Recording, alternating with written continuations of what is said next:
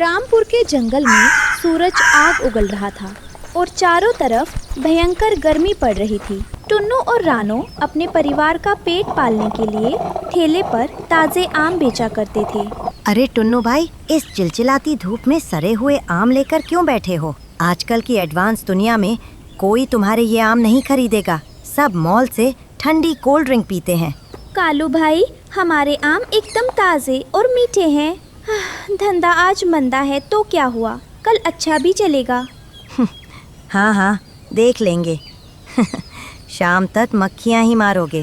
कालू की बात सुनकर टुन्नू और रानो उदास हो जाते हैं। टुन्नू जी, देखिए ना, दोपहर ढलने को आई है, पर आज हमारी बिक्री ना के बराबर हो रही है। समझ नहीं आता ऐसे में बच्चों का पेट कैसे पलेगा। रानो, तुम चिंता मत करो। धंधे में ऐसा उतार चढ़ाव तो लगा ही रहता है। कभी दिन अच्छा होता है तो कभी मंदा। ऊपर वाला हमारे साथ कुछ बुरा नहीं करेगा। रानो मन ही मन परेशान थी, क्योंकि इस मुख्य सीजन में भी आम नहीं बिक रहे थे, तो आगे का गुजारा करना नामुमकिन लग रहा था। पर टुन्नू जी, इतनी तेज धूप है कि लोग गर्मी से बेहाल है, फिर भी कोई आम क्यों नहीं ले रहा?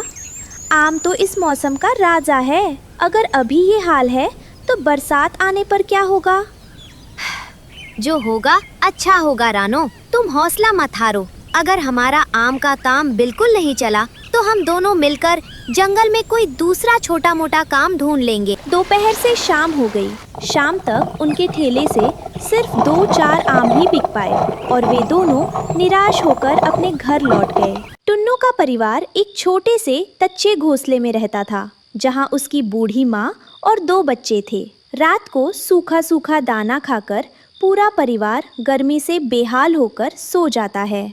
रानो, आज तुम घर पर ही रुक जाओ और माँ के साथ बच्चों को संभालो। बाहर लू चल रही है और ग्राहक भी नहीं आ रहे। तुम फालतू में इस धूप में क्यों परेशान होगी? मैं अकेला चला जाता हूँ। अच्छा ठीक है टुन्नू जी, आप जैसा कहे, पर आप धूप में ज्यादा मत घूमना और अपना ध्यान रखना। कुछ दिन ऐसे ही बीतते गए। टुन्नू रोज सुबह ठेला लेकर जाता, पर शाम को वैसे का वैसा वापस ले आता। घर में जमा किए हुए सारे आम धीरे धीरे ज्यादा पकने लगे थे और उनके खराब होने का डर बढ़ गया था। माँ, मैं सोच रहा हूँ कि आम बेचने का ये काम बंद कर दूं और कोई मजदूरी ढूंढ लूं। हर दिन आम सड़ रहे हैं और हमारे खाने पीने के भी लाले पड़ने लगे हैं। ऐसा मत बोल बेटा, धीरज रख। वक्त हमेशा एक जैसा नहीं रहता। भगवान सब देख रहा है और वो हमारी मेहनत को खाली नहीं जाने देगा। रानो भी रसोई से बाहर आती है और टुन्नू को समझाते हुए पुरानी बातें याद दिलाती है। वो कहती है कि एक समय था जब इसी आम के धंधे से उन्होंने अच्छी कमाई की थी। आप इतनी जल्दी हिम्मत क्यों हार रहे हैं टुन्नू जी? देखना, कुछ ही दिनों में लोग आम की तरफ जरूर लौटेंगे। नहीं रानो, तुम लोग समझ क्यों नहीं रहे हो? अब जमाना एडवांस हो गया है। लोग प्राकृतिक फल खाने के बजाय केमिकल वाली ठंडी कोल्ड ड्रिंक्स और रंग बिरंगी आइसक्रीम पसंद करते हैं। हमारे आम को कोई नहीं पूछता। चलो, अब इस बात पर तमाशा मत बनाओ और जो थोड़ा बहुत बचा है उसे खाकर सो जाओ। रात बहुत हो गई है और कल तुम्हें फिर सुबह जल्दी निकलना है। पूरा परिवार खाना खाने बैठता ही है कि अचानक बाहर जोर जोर से हवाएं चलने लगती है। पेड़ों की डालियां हिलने लगती है और आसमान में धूल का गुबार छा जाता है। मामा मामा, देखिए बाहर कितना अंधेरा हो गया है और हवा कितनी तेज चल रही है। मुझे तो बहुत डर लग रहा है, कहीं हमारा घोंसला टूट ना जाए। हाँ गुड़िया, तुम ठीक कह रही हो। तुम सब अंदर ही बैठो। मैं घोंसले की छत पर 2 बड़े पत्थर रखाती हूँ ताकि तेज हवा से सूखी घास उड़ ना जाए। रानो हिम्मत करके बाहर जाती है और घोंसले के ऊपर भारी पत्थर टिका देती है, लेकिन मौसम का मिजाज पल पल बिगड़ रहा था और तूफान की रफ्तार खतरनाक होती जा रही थी। बहू, आखिर हमारी किस्मत में तब तक ये दुख लिखा है। गर्मी में धूप परेशान करती है और जब भी थोड़ा सा मौसम बदलता है तो इस कच्चे घोंसले के टूटने का डर सताता है। माँ जी, आप घबराइए मत। हर मुश्किल का कोई ना कोई हल जरूर निकलता है। ये तूफान भी थम जाएगा। आप भगवान पर भरोसा रखिए। अचानक आसमान में बिजली कड़कने लगती है और बिन मौसम की भारी बारिश शुरू हो जाती है। तेज हवा के झोंके से घोंसले के ऊपर रखे पत्थर गिर जाते हैं और छत की सारी घास फूस बिखर जाती है। हे भगवान, एक तरफ धंधा चौपट था और अब इस बिन मौसम की बरसात ने हमारा आशियाना भी उजाड़ दिया। चारों तरफ पानी भर गया है। अब हम रात कहाँ काटेंगे? टुन्नू जी, रोने से कुछ नहीं होगा, हमें जैसे तैसे ये रात काटनी होगी। पर हाँ, अब बरसात का असली मौसम आने वाला है। हमें जल्द ही कोई पक्का और सुरक्षित घर सोचना होगा। अगली सुबह तूफान तो शांत हो गया था, लेकिन टुन्नू के घर के कोने में आमों का एक बड़ा ढेर लगा था। ये वो आम थे जो बाजार में नहीं बिके थे और अब बहुत ज़्यादा पककर नरम हो चुके थे। टुन्नू जी, घर का खर्च चलाना मुश्किल हो रहा है और ये आम यहाँ रखे रखे सड़ जाएंगे। क्या हम इनका कोई और इस्तेमाल नहीं कर सकते? मैं क्या करूँ रानो, आम इतने पक चुके हैं कि इन्हें ठेले पर ले जाऊंगा तो ये दबकर पिचक जाएंगे। इन्हें कोई खरीदेगा नहीं और हमारे पास दूसरा कोई साधन भी नहीं है। इस बीच घर के दूसरे कोने में गुड़िया और कुकू उन बड़े बड़े पके और मजबूत छिलके वाले आमों के साथ खेल रहे थे। वे आम के अंदर का गूदा अलग करके उसके मोटे छिलकों और गुठलियों को आपस में जोड़ रहे थे। गुड़िया दीदी, देखो ना, ये आम कितने बड़े और गोल हैं। चलो हम इन आम के छिलकों और गुठलियों को जोड़कर एक छोटा सा खिलौना घर बनाते हैं। हाँ तुकू, मम्मा पापा तो वैसे भी परेशान हैं और ये आम तो खराब हो ही रहे हैं। चलो हम इन्हें जोड़कर एक सुंदर सा छोटा सा द्वार बनाते हैं और फिर इसमें घर घर खेलेंगे। बच्चे अपनी मम्मा के पास जाते हैं ताकि वे खेल के लिए कुछ और बड़े आम मांग सके, लेकिन रानो घर की तंगी के कारण पहले से ही बहुत गुस्से और तनाव में थी। मम्मा, हमें खेलने के लिए 3-4 बड़े आम और दे दो ना, हम उसका एक बहुत बढ़िया चीज़ बना रहे हैं। तुम दोनों को जब देखो तब सिर्फ बदमाशी सूझती है। तुम्हें पता है तुम्हारे पापा कितने परेशान हैं?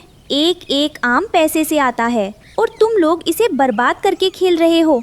जाओ चुपचाप जाकर बैठो। मम्मा की डांट सुनकर कुकू की आंखों में आंसू आ जाते हैं और वो रोने लगता है। तभी टुन्नू बाहर से थका हारा आता है और कुकू को रोता देखकर उसे अपनी गोद में उठा लेता है। क्या हुआ मेरे बच्चे, तुम क्यों रो रहे हो? रानो, तुमने इसे क्यों डांटा? बच्चे ही तो हैं, खेलने दो इन्हें। टुन्नू जी, आप तो इन्हें सिर पर चढ़ा रहे हैं। बाहर इतनी गर्मी है और घर में खाने को दाल नहीं है और ये आम बर्बाद कर रहे हैं। कोई बात नहीं रानो, वैसे भी ये आम बाजार में बिकने लायक नहीं बचे हैं। घर में पड़े पड़े सड़ने से अच्छा है कि बच्चे खेल ले। लो बच्चों, तुम ये आम ले जाओ और जो मन करे वो बनाओ। बच्चे आम पाकर बहुत खुश हो जाते हैं और अपनी कलाकारी में जुट जाते हैं। शाम होते होते दोनों बच्चों ने आम के मोटे छिलकों, सूखी गुठलियों और पत्तों को मिलाकर एक छोटा सा गुंबद जैसा सुंदर घर बना लिया। बहू, जरा रसोई से बाहर आ और देख तो सही, इन नन्हे बच्चों ने क्या गजब की चीज बनाई है। पता नहीं क्या रायता फैलाया होगा इन दोनों ने। मैं तो परेशान हो चुकी हूँ। जैसे ही रानो बाहर आती है उसकी आंखें फटी की फटी रह जाती हैं। बच्चों ने बहुत ही करीने से आम के छिलकों को जोड़कर एक छोटा, खुशबूदार और अनोखा घर बनाया था। अरे, ये तो सच में बहुत खूबसूरत लग रहा है। बच्चों ने इतनी सफाई से इसे कैसे बनाया? मम्मा, सिर्फ खूबसूरत नहीं, आप इसके अंदर थोड़ा सा सेब डालकर देखिए। ये अंदर से कितना ठंडा है। इसमें बाहर की बिल्कुल भी गर्मी नहीं लग रही। रानो अचरज में पड़ जाती है और जब वो उस छोटे से आम के घर के अंदर महसूस करती है तो उसे एक सुखद और ठंडी हवा का एहसास होता है। आम की प्राकृतिक ठंडक और खुशबू के कारण उस छोटे से घेरे में बाहर की तपिश का नामो निशान। लेकिन मम्मा, आप गंदी मम्मा हो। आपने हमें डांटा था। ये हमारा ठंडा घर है, हम आपको इसके अंदर नहीं आने देंगे। अच्छा बाबा, मम्मा को माफ़ कर दो। अब मम्मा अपने प्यारे बच्चों को कभी नहीं डांटेगी। रात होती है और कच्चे घोंसले के अंदर उमस और गर्मी के कारण किसी को नींद नहीं आ रही थी।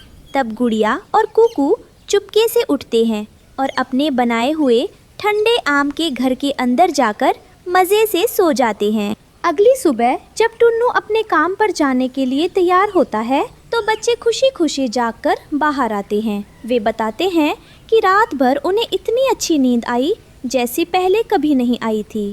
पापा मम्मा, कल रात हमारे आम के घर में बहुत मजा आया। वहाँ कोई मच्छर भी नहीं था और हवा एकदम ठंडी थी। क्या सच में आम का छिलका इतना ठंडा रख सकता है? रानो, मैंने कल बाजार में तोते और कबूतर को भी बात करते सुना था कि काश कोई ऐसा घर होता जो बिना कूलर के ठंडा रहता। टुन्नू की बात सुनते ही रानो के दिमाग की बत्ती जल जाती है और उसके चेहरे पर चमक आ जाती है। वह समझ जाती है कि कुदरत ने उनकी गरीबी दूर करने का एक अनोखा रास्ता दिखा दिया है। टुन्नू जी, जब बच्चे इतने से आम से इतना ठंडा कमरा बना सकते हैं तो क्यों ना हम हमारे पास बचे हुए सैकड़ों आमों और जंगल के मजबूत बांस पत्तों को मिलाकर एक बड़ा और रहने लायक आम का पक्का घर बनाएं?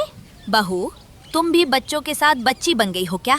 आम तो खाने की चीज है, उसका रहने लायक मजबूत घर कैसे बनेगा? हवा में महल मत बनाओ। नहीं माँ जी, मैं सच कह रही हूँ। अगर हम आम के मोटे और सख्त छिलकों की बाहरी परत बनाएं और गुठलियों को सीमेंट की तरह इस्तेमाल करें तो एक बहुत ही मजबूत और वातानुकूलित घर बन सकता है। टुन्नू को भी अपनी पत्नी की बात तार्किक लगती है और वह इस अनोखे प्रयोग के लिए तैयार हो जाता है। लेकिन माँ जी की रोक टोक से बचने के लिए वे एक छोटी सी योजना बनाते हैं। माँ, पड़ोस के जंगल से मेरी बहन का बुलावा आया है। वहाँ गर्मी कम है। मैं सोच रहा हूँ कि तुम कुछ दिनों के लिए वहाँ हो आओ, तुम्हें आराम मिलेगा। चल ठीक है बेटा, वैसे भी यहाँ की गर्मी मुझसे बर्दाश्त नहीं हो रही। मैं कुछ दिन के लिए वहाँ चली जाती हूँ। जैसे ही बूढ़ी माँ दूसरे जंगल के लिए रवाना होती है, टुन्नू, रानो और दोनों बच्चे पूरे जोश के साथ काम में जुट जाते हैं। वे जंगल से मजबूत टहनियाँ लाते हैं और बचे हुए सारे बड़े आमों का इस्तेमाल करके एक बड़ा ढांचा तैयार करने लगते हैं। टुन्नू जी, हमें माँ जी के वापस लौटने से पहले ये घर पूरा करना होगा, वरना वो देखकर बहुत गुस्सा करेंगी। हाँ रानो, तुम फिक्र मत करो, हम सब मिलकर रात दिन एक कर देंगे और इस अद्भुत घर को पूरा करके ही दम लेंगे। पूरे 2 दिनों की अथक मेहनत और लगन के बाद एक बेहद खूबसूरत हल्के पीले और सुनहरे रंग का बड़ा घर बनकर तैयार हो जाता है। इस घर के चारों तरफ आम की भीनी भीनी खुशबू आ रही थी और इसकी दीवारें इतनी मोटी थी कि बाहर की लू अंदर नहीं जा सकती थी। वाह टुन्नू जी, देखिए हमारा आम का महल कितना आलीशान लग रहा है। चलिए इसके अंदर चलकर देखते हैं। जैसे ही वे सब घर के अंदर कदम रखते हैं, उन्हें ऐसा लगता है मानो वे किसी ठंडे पहाड़ पर आ गए हों। बिना किसी बिजली या कूलर के वह घर अंदर से पूरी तरह ठंडा और आरामदायक था। अगले ही दिन टुन्नू की बूढ़ी माँ रज्जो चिड़िया वापस लौटी।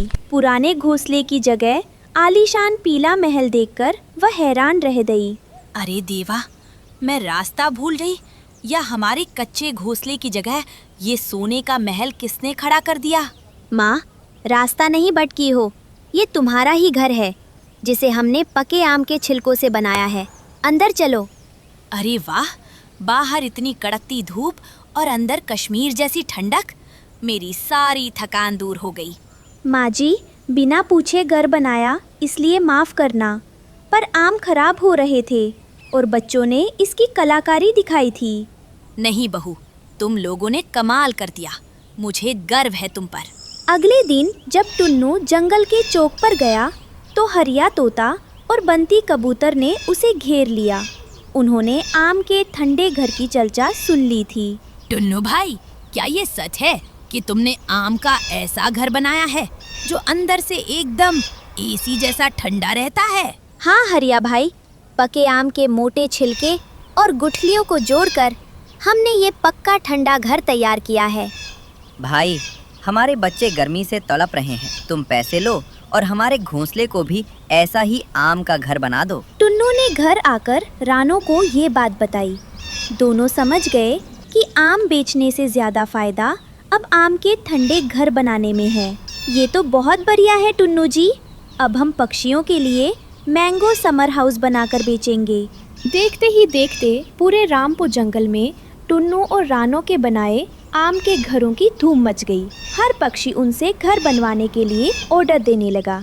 धन्यवाद टुन्नू भाई, जब से तुम्हारे बनाए आम के घर में आया हूँ दोपहर की धूप का पता ही नहीं चलता। टुन्नू और रानो की गरीबी हमेशा के लिए दूर हो गई। अब बच्चों को अच्छा खाना और खिलौने मिलने लगे थे। देखा बेटा, मैंने कहा था ना कि मेहनत का फल मीठा होता है, और हमारा फल तो आम जितना मीठा निकला। इस तरह एक गरीब चिड़िया के परिवार ने सूझबूझ से आपदा को अवसर में बदल दिया और पूरे जंगल को गर्मी से राहत दिला दी।